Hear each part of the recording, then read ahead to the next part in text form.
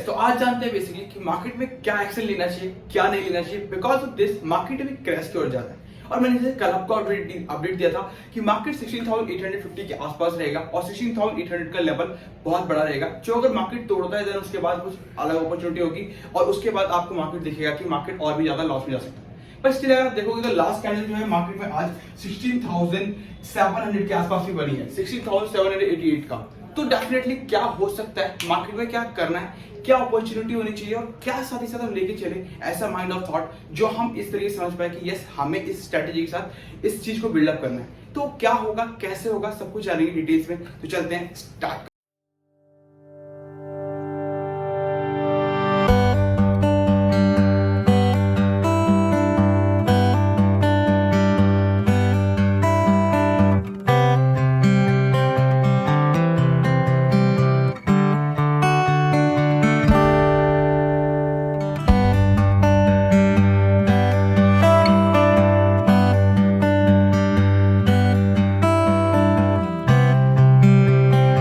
तो सबसे पहली बात आती है कि यहाँ पे कि मार्केट में हमें करना क्या है। तो फर्स्ट थिंग जो हमारा 3 लेवल में डिवाइड करेंगे पूरी वीडियो को। पहला होगा अपडेट कि मार्केट में क्या चल रहा है। सेकंड होगा टॉप 3 इंडस्ट्रीज की हमें कौन से पिक करने चाहिए और क्या मेजर फोकस है 3 इंडस्ट्रीज के ऊपर जो मार्केट में डायरेक्ट इंपैक्ट कर रहा है हमें। थर्ड होगा हमारा जो दोनों में से क्या अपडेट के अनुसार क्या स्ट्रेटजी लेनी चाहिए, क्या बिल्डअप करेंगे। तो तीनों चीजें जानेंगे डिटेल्स में। चलते हैं, स्टार्ट करते हैं। देखो फर्स्ट थिंग मार्केट लेवल। तो मार्केट का लेवल क्या चल रहा है और किस तरीके की स्ट्रेटजी को मेंटेन करना है। फर्स्ट थिंग आती है कि मार्केट का जो सपोर्ट लेवल था वो है 16,800 का, जो कि बहुत क्रूशियल सपोर्ट है। अगर मार्केट 16,800 को तोड़ता है देन मार्केट आपको बिग फॉल दे सकता है, ये तो है। बट अगर आप देखोगे तो इस एक्सपायरी के दौरान मार्केट ने 16,800 को तोड़ा, बट एक कैंडल में तोड़ने के बाद 16,788 को उसने अप्रोच तो किया on over the one candle.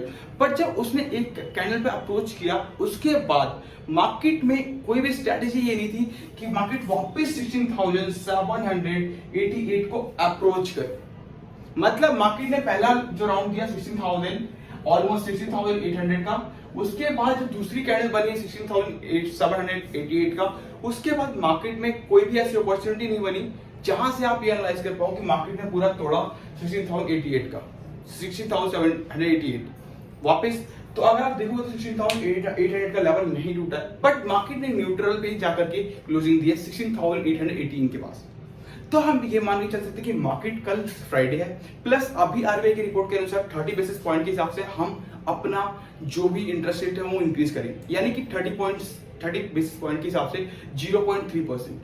यानी कि मार्केट का जो करंट रेट चल रहा है उसके हिसाब से 0.3% और भी रेट इंटरेस्ट हाइक हो जाएगा।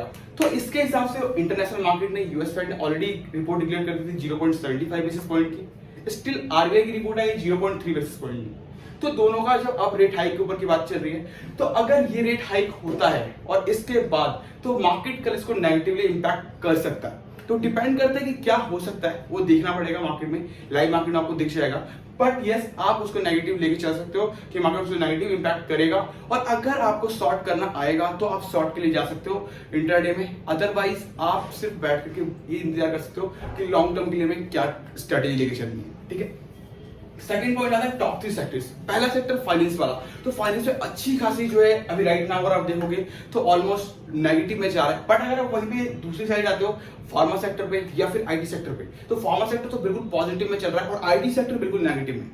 आईटी सेक्टर नेगेटिव होने का पर्पज ये है कि इंटरनेशनल मार्केट पूरा क्रैश है, नेस्डेक पूरा क्रैश है, बाकी डैक्स पूरा क्रैश है, पूरा मार्केट क्रैश है। तो जो इंटरनेशनल मार्केट से ही जो 45 to 50% का जो अमाउंट है जो जनरेट होता है आईटी सेक्टर का, वो होता है यूएसए से। तो यूएस की मार्केट क्रैश होने की वजह से आईटी सेक्टर पूरा क्रैश है।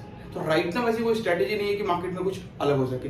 तो आईटी सेक्टर छोड़ दो, फाइनेंस सेक्टर छोड़ दो एंड फार्मा सेक्टर बचता है। तो फार्मा सेक्टर में अच्छी खासी ग्रोथ है, इसी की वजह से मार्केट चल भी रहा है, अदरवाइज मार्केट फॉल हो सकता है। ठीक है, अब बात करते हैं finance and pharma sector and IT sector की बात आती है, तो एफएमसीजी सेक्टर जो चौथे नंबर पे बहुत अच्छे पॉइंट्स है, ऑलमोस्ट 300 पॉइंट के प्लस में चल रहा है ऑल ओवर द मार्केट।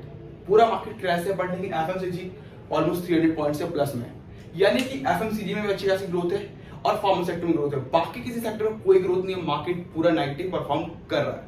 तो स्टिल मार्केट में एफएमसीजी एंड फार्मा सेक्टर है, बट मैं आपको कहूंगा कि इन दोनों सेक्टर को भी छोड़ दो। बिकॉज ऑफ दिस अगर आप इन दोनों साइड भी जाओगे तो भी आपको नुकसान ही होने वाला है। क्योंकि आपको सिर्फ एफएमसीजी के अलावा फार्मा सेक्टर भी एक टाइम पे आने के बाद वो नेगेटिवली परफॉर्म करेगा ही करेगा, ठीक है। बिकॉज जैसे ही 0.3 बेसिस पॉइंट का वो इंक्रीज होगा मार्केट में इंटरेस्ट रेट, जो मार्केट में न्यूज बाहर आई है उसके हिसाब से फार्मा सेक्टर भी नीचे जाएगा, बचेगा सिर्फ FMCG sector. Because of this, क्योंकि जब हम मार्केट में निकलते हैं और मार्केट में रिटेल की बात करते हैं तो रिटेल में जो जितने भी चीजें आती हैं, तो एफएमसीजी स्टॉक्स में जो भी स्टॉक्स होते हैं जैसे आईटीसी हो गया, हिंदुस्तान यूनिलीवर हो गया, नेस्ले हो गया, ये पूरा माल कैश में होता है। तो कैश वाले में कोई इफेक्ट नहीं पड़ेगा इफेक्ट फार्मा सेक्टर में, तो यहाँ पे आपको दिक्कत आएगी, बट लेकिन एफएमसीजी में कोई दिक्कत नहीं आएगा। बट उससे भी अलग लेके चलते हैं।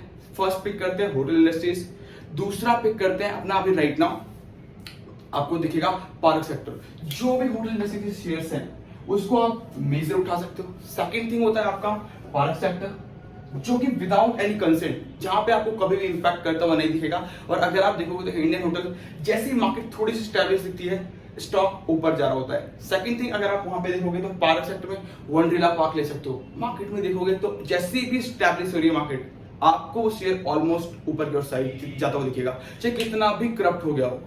बट अगर उसी जगह पे देखो तो हमें करना क्या है, what can I do third point में, तो डेफिनेटली मार्केट के लेवल में चलना है। अगर आपने लेवल को छेड़ा, आप छिड़ जाओगे डेफिनेटली, बिकॉज ऑफ दिस, क्योंकि देखो मार्केट 16,800 का क्रूशियल सपोर्ट है। अगर 16,800 को तोड़ता है कल मार्केट, तो मार्केट हो सकता है 16,500 को अप्रोच करे, बट 16,500 के आसपास क्लोजिंग देता है, देन आपके पास दूसरी स्ट्रेटेजी बचती है कि अब आपको बिल्कुल फेयर नहीं ग्रीडी होकर खेलना है। अगर आप लॉन्ग टर्म के लिए जा रहे हो, अगर आप ट्रेडिंग कर रहे हो, तो आपको बिल्कुल फेयर होना है, क्योंकि मार्केट हो सकता है यहाँ से ऊपर भी अप्रोच कर सकता है, मार्केट नीचे भी अप्रोच कर सकता है। डिपेंड्स ऑन मार्केट की स्ट्रेटेजी क्या है और मार्केट में चल क्या रहा है और क्या रिपोर्ट बाहर आ रही है, तो उसके हिसाब से चलना पड़ेगा। बट अगर आप लॉन्ग टर्म के लिए जा रहे हो तो 16,500 के बाद आपके पास इतने सारे लेवल मिलेंगे आपको, जिसमें से आप एक अच्छा खासा लेवल और एक अच्छा खासा अपॉर्चुनिटी को ले सकते हो, अच्छे खासे स्टॉक के साथ जा सकते हो। मैं आपको कल वीडियो में बता सकता हूँ कि आपको क्या लेवल रहा है और किस तरीके से कौन से सेक्टर में कौन सा स्टॉक अच्छा होगा आपके लिए। बट मेरी एडवाइस होगी, एनालाइज आपको खुद से करना होगा। मैंने आपको एडवाइस दी, एनालाइज खुद से करना होगा, उसके बाद इन्वेस्टमेंट आपकी खुद की होगी, राइट। देखो अगर ट्रेडिंग के ऊपर जाओगे तो डेफिनेटली आप शॉर्ट कर सकते हो। मार्केट अगर कल 16,800 के आसपास अगर गैप डाउन में खुलता है, पहले शॉट में तो आपको अपर ट्रेंड मिलेगा, सेकंड शॉट में वापस लोअर ट्रेंड मिलेगा, बट उसके पहले आपको वेट करना पड़ेगा और मार्केट की स्ट्रेटेजी समझना पड़ेगा कि मार्केट क्या कहना चाहता है, राइट। वीडियो अच्छी लगी तो लाइक कर लीजिएगा, शेयर कर लीजिएगा। Thank you so much guys, and channel को सब्सक्राइब नहीं किया सब्सक्राइब करना मत भूलिएगा। मिलते हैं नेक्स्ट वीडियो। जय हिंद।